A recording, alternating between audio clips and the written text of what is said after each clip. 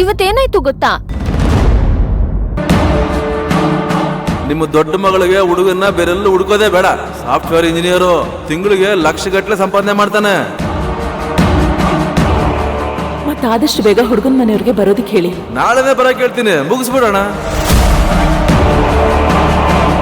ಆದ್ರೆ ನೀವ್ ಅನ್ಕೊಂಡಂಗೆ ಈ ಮದ್ವೆ ನಡೆಯೋದೇ ಇಲ್ವಲ್ಲ? ಹುಡುಗನ್ ಕರ್ಕೊಂಬರೋದೆಲ್ಲ ಬೇಡ ಅಂತ ಹೇಳ್ತಾ ಇದೀಯ ಅಲ್ವೇನಮ್ಮ? ಅರ್ಥ ಆಯ್ತು. ತುಂಬಾ ಥ್ಯಾಂಕ್ಸ್ ಕಣೆ ಸಿಂಧು.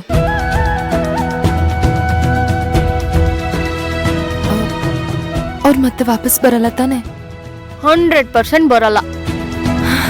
ಹಾಗಿದ್ರೆ ನನ್ಗೂ ನೀನ್ ಮಾಡೆಲ್ ಮಾಡ್ಕೊಡ್ಬೇಕಲ್ಲ, ನಾನು ನಿಂಗೆ ಪಾರ್ಟಿ ಕೊಡ್ತೀನಿ ಕಣೆ. ಅಲ್ವಾ? ನಾನ್ ಮರ್ತೆ ಹೋಗ್ಬಿಟ್ಟಿದ್ದೆ. ಈಗ ಬೇಡ ಬಿಡು.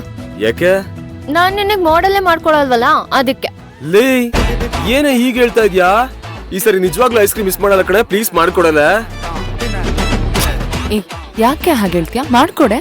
ಆ ಕೋಡಂಗಿ ವಿರಾಟ್ನ ಕಂಡ್ರೆ ನಂಗೆ ಆಗಲ್ಲ, ಅದಕ್ಕೆ.